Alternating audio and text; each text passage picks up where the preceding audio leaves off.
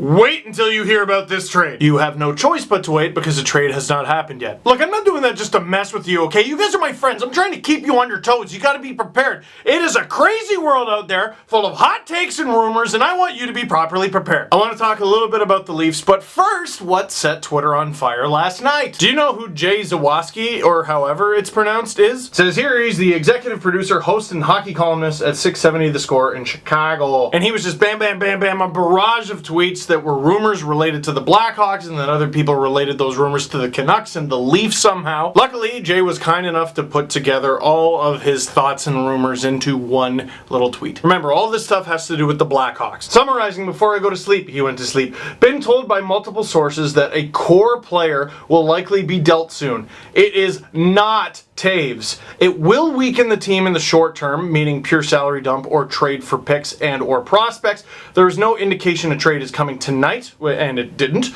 Separately, Kruger's days in Chicago are almost 100% certainly over. Now, there's a few things there. I saw a few people tweeting, who the hell is this guy, and he's just out for attention. While I personally have never heard this guy mentioned as an insider, I have a hard time believing he would just make stuff up. He's an executive producer, and while generating random rumors would generate some heat for his show in the short term, in the long term, it just hurts their credibility. I don't see why he would do it. There are a few things he said, though, that don't make me doubt him necessarily, but I wonder who the sources are. Been told by multiple sources that a core player will likely be dealt soon. Why do so many people's sources like giving them vague information? Hey, what's for dinner? We will be having a piece of meat accompanied by a starch and possibly a conditional vegetable. So, like, what are we eating? Now, it's entirely possible that the Chicago Blackhawks are in trade talks right now, and there isn't actually a core part specifically. There have been rumors that Brent Seabrook is the core piece, but what if it's not? What if it's Corey Crawford or Temi Panarin? I don't know. All I do know from these tweets is it's not Jonathan Taves. So I'm going to start a rumor myself. I am 90% sure, I'm going to give that a Sim 8, that this guy's source is a troll who lives under a bridge who likes riddles. Oh, rumor troll, what will the Blackhawks do today? They will trade a core piece. But it's not Jonathan Taves. I just found that kind of silly. Other than that, the rest of it seems to check out. The Blackhawks are in cap trouble and they're looking to get out of it, and someone is always willing to let them do that because there's no indication that a trade is coming tonight. It didn't, and Marcus Kruger being on the move is something that has been in rumors anyway, so might be true. Now, for the fans freaking out that their team might get Brent Seabrook, positively or negatively, let's look at some things. Mainly, let's look at cap friendly. Brent Seabrook, defenseman for the Chicago Blackhawks, is 32 years of age with a $6.875 million cap hit next year and the year after and the year after and the year after and the year after and the year after and the year after. Now, if you're a team in need of a right-handed defenseman and you think that you have a unique window to go for it, getting Brent Seabrook on your team next season could be a huge coup. I mean, the guy's Brent frickin' Seabrook. He's been a huge part of the Blackhawks for a long time, which means he's been a huge part of the Blackhawks' success for a long time. The guy has won 3 cups. That being said, the guy is 32. Oh my god, his birthday is 420? That's amazing. Seriously though, if you get Brent Seabrook, he will definitely help your team next season, in my opinion. Maybe even the season after that. But then that $6.875 million cap hit, which is already pretty expensive, gets even more expensive. Yes, the cap will hopefully continue to go up, but Seabrook will continue to get older. And this is the funny thing about trades in the salary cap era, especially big expensive trades. In order to get a player the quality of and with the track record of Brent Seabrook, you gotta give up a lot. Whether that's a lot of picks or a lot of prospects, not something that necessarily hurts your NHL roster, whatever. The fact of the matter is, whatever you give up for him, on top of that, he now takes up $6.875 million of your team's cap space for the next forever. Now you might look at that and go, whatever, we want to win next year, whee! And that's fine if that's your prerogative, but if I'm a GM, I'm not making that trade, no thank you. So, what would a Leafs deal look like? Let me start by saying I don't think this is going to happen. Let me also say the Blackhawks will be giving up an expensive and experienced right-handed defenseman. In return, I'm sure they would like a cheap right-handed defenseman. Bonus points if you can get a guy who is local, like say born in Illinois. Connor Carrick. I'm saying Connor Carrick. But I hope that doesn't happen because all of last season I called for Connor Carrick to break out and it never really happened, but I still think it's going to. I really don't want that to happen.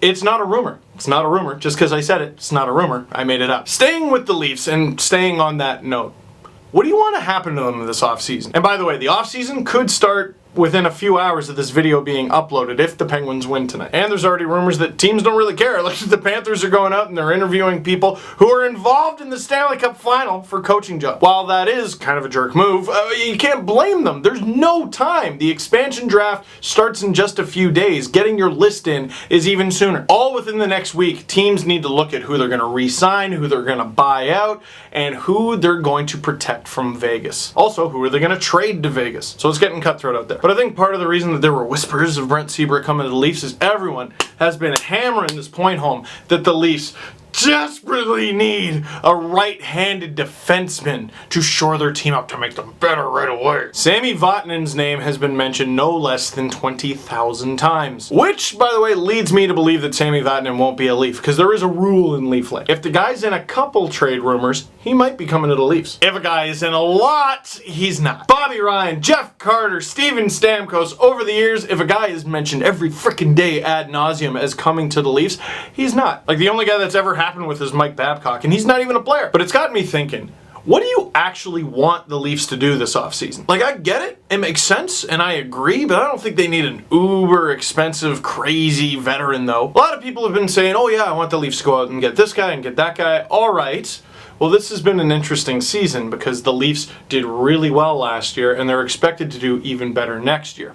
So, if you're going to acquire someone, that means you got to give up someone from that team that you love so dearly. Yeah, we never think about that because of video games, but what do you want to give up? If you're a Leafs fan, okay, you're Leafs GM right now. What do you give up to get a player? Are you willing to give up a Connor Carrick like I just mentioned? What about another Connor? What about Connor Brown? What about the 17th overall pick? You want to give that up? What about Jeremy Bracco? He hasn't played a game of professional hockey yet. He is just Magic Bean still, but what if he grows into a beanstalk? Yo, imagine if Bracco ends up being like 6'5". How about Bozak? How about JVR? I don't bring up any of those names because any of them are in legitimate rumors. I bring up those names because if you want quality, you gotta give up quality. I feel like a lot of fans just think Lou Lamoriello can hypnotize any GM into making a stupid trade, like he's got a staff like Jafar's in Aladdin. You will give us your team star for a plug. I will gladly take your garbage player. So, while we're going through this next part and you're thinking about what you want on the Leafs and what you would love to have on the Leafs,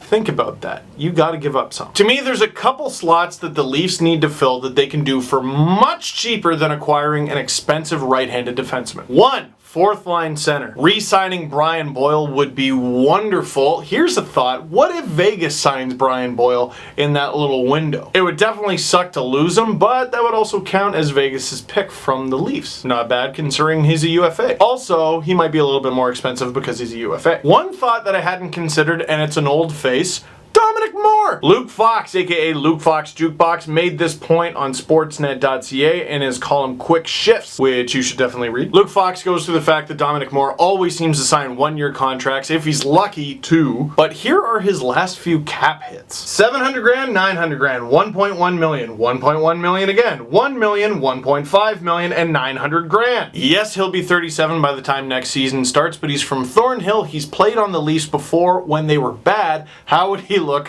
when they were good? He always signs for cheap, and that might make you think that he's not that good of a player, but he's competent. He's definitely NHL level, and heck, he'd be a better option than anything else the Leafs have in the organization right now. I was dying to give Freddie Gauthier a chance, but I just can't imagine him having the foot speed after that huge injury that he suffered. And Ben Smith, I'm happy with him being a call-up. And at the backup goalie position, I'm going to be mad if the Leafs leave it to the last minute like they did this past summer, because there are so many options out there this year, and cheap ones too. Like in terms of backups, who are probably going to be like pure backups, Mike Condon might be one of the more expensive guys out there. You can't afford that. Curtis McElhinney, you might say he's a pretty good backup, ain't he? And I think he had a great run with the Leafs, but if you look at his career numbers, that suggests that was a bit of a flash in the pan. And those are just guys I think you can acquire through free agency, and cheaply too. I like to avoid free agency because it's more expensive, but these guys can be cheap. They seem to be better options than give us the sun and the moon for Matt Dumba, Brent Seabrook, or Sami Vatanen. And I will say this again, I know I've said it 1,000 times on the podcast, I think the Leafs' best bargaining chips is trading a winger. They have lots of guys who are on the fritz that they may or may not get protected, and Vegas might take them.